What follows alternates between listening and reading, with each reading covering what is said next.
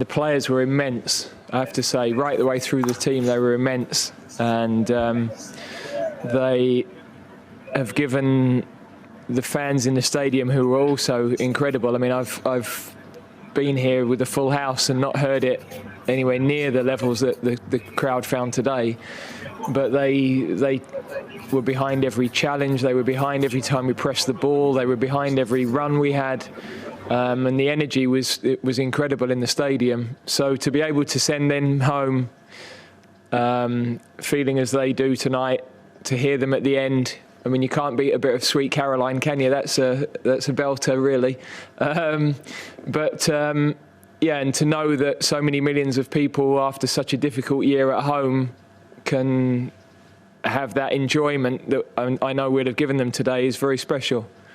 Thanks, Scott. We go next to John Cross, The Mirror. Hello, Gareth. Many congratulations. The team was so controlled and so measured and so impressive today. I mean, you know, it was obviously a fantastic moment, but does it allow you to dream a bit, you know, because of what's possible? Because it still feels as if this team, maybe there's still more to come in this tournament from this team. Well, it didn't really need me to say it, but when we got in the dressing room, we were talking about Saturday already, because today's been an immense performance, but at a cost, emotionally and physically at a cost, and we've got to make sure that we recover well and that mentally we're in the right space. It's a dangerous moment for us. We'll have that warmth of success and the feeling, you know, around the country that we've only got to turn up to win the thing, and we know it's going to be an immense challenge from here on. So I think the players know that you know they've been to the latter stages before. They know how difficult that's been. So their feet are on the ground. They should feel confident from the way they've played and the manner of the performance. But of course, we came here with an intention, and we've not achieved that yet. Thanks, John. Sami Mokbel, Daily Mail. Hi, Gareth. Hi, Sammy. Oh. Certain results and performances can reverberate and send messages. Is that one? And do you think your team, after that performance, can grow into the stature of being one of the tournament favourites? Well, I think the performance was really important. The level of the performance. We're playing a team with 4 World Cup winners, a manager that's had an incredible career, and you know I didn't have the chance to congratulate him earlier because you know I know tonight will be a difficult night, but he's had an incredible career with Germany, and I have huge respect for what he's done.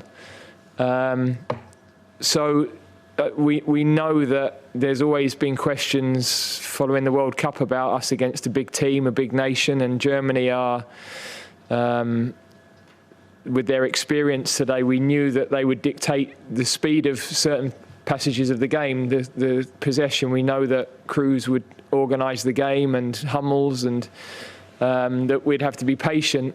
So what pleased me the most was that we'll always have passion and we'll always have heart, but we played with brains today as well, and we pressed at the right moments.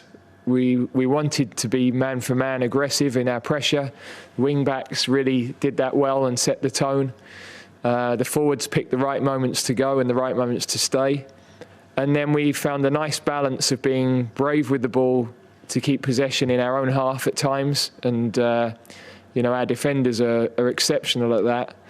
But also then the right moments to really go quickly and counter. And that was a real step forward for us. Thanks, Sammy. Alex Howell, BBC Sport. Hi, Gareth. Hi, Alex.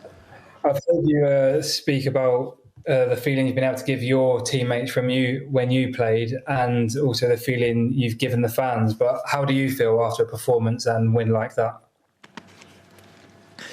I'm just thinking about Saturday, really. You know, it was lovely to be on the side. To see the second goal in was a really special moment.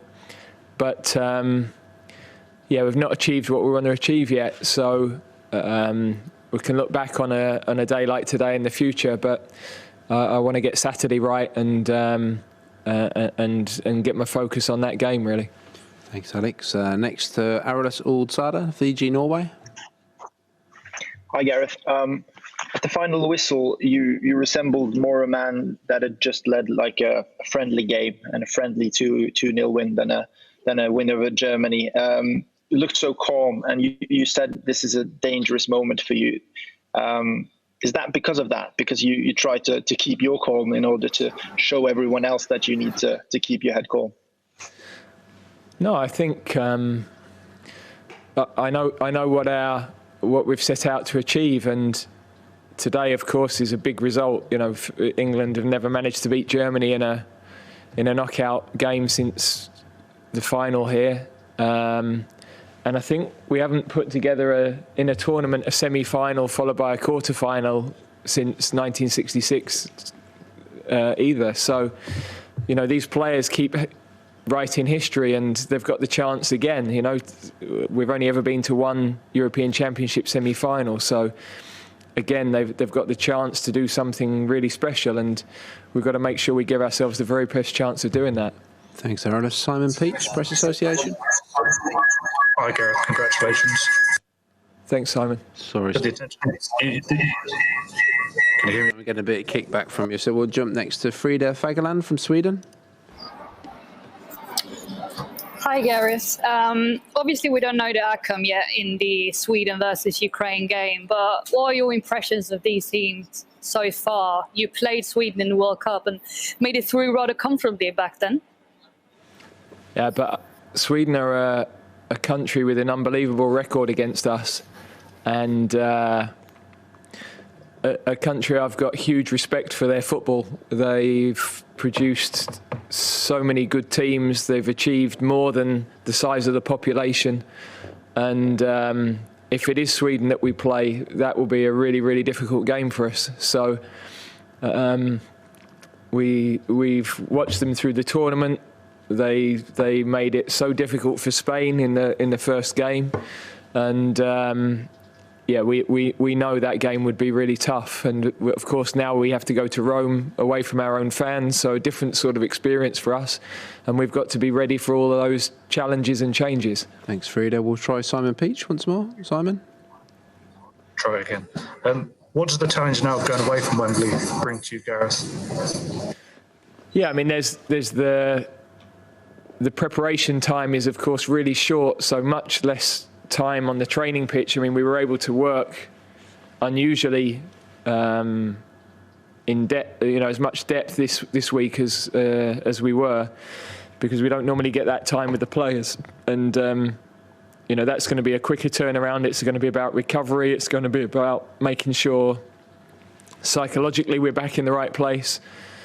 This is where the squad have been so good to be understanding of the changes.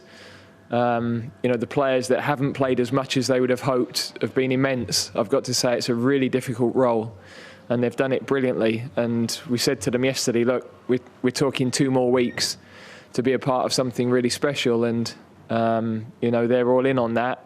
But it doesn't make it any easier. You know, you go training in the morning, and that's a hard session for that group that haven't played. I've done it, so I know how that feels. But without their mentality and without the way they've been and their contribution when they've come into the games as subs, then we wouldn't be in a quarter-final now. Thanks, Simon. Dan King, The Sun. Hi, Gareth. Just talking about contributions. Obviously, you've had all the clamour about having, do we play Jack Grealish, do we not? But today it seemed a real vindication of the way you've approached, this game and indeed the tournament, that he came on, and in the time he was there, you almost got as much out of him as you could possibly want. A key role in both goals. Can you just assess his contribution and how important he is, even if he's only playing for 15, 20 minutes? Yeah, I think with Jack, as with a few others, we've just got to make sure that we maximise what's possible. And with him and Hendo, who came into the game, they both missed 14 weeks of the season. These games are unbelievably intense, with and without the ball. You've got to really go And beyond the intensity that he had at the end of the season with his club, we've got all that data. We know the level of the game, but we also know that he's a really special talent and he can have a big impact as he did. So it's a conversation I actually had with him yesterday, and you know, it's very hard with forward players. We've got so many good attacking options, and it's hard to give them all the love they need. You know, as a forward, you need to feel that love, and their acceptance and understanding of needing to be patient, needing to wait for their moments right across the board with Marcus, with Jayden, with Dominic, with Jack. They've really understood. They've sacrificed themselves for the group, and it's only by doing that throughout that you get you get to the stages we are. Last night there were 6 changes in both the teams that won, I think. So over half the team, everybody's got to be ready, and that's going to be more and more important as we get to the latter stages of the tournament.